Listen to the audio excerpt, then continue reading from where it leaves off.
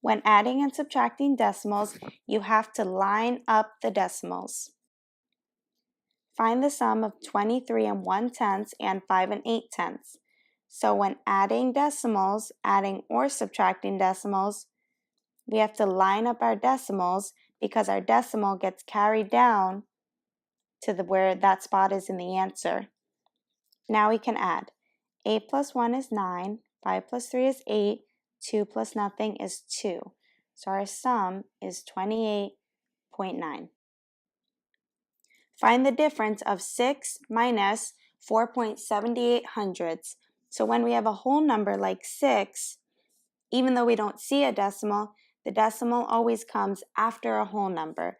So now when setting up our decimals, we need to line them up when we're adding or subtracting.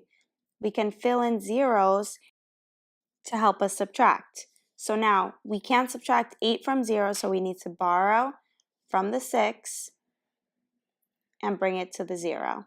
Then we can borrow from here to bring it to this 0.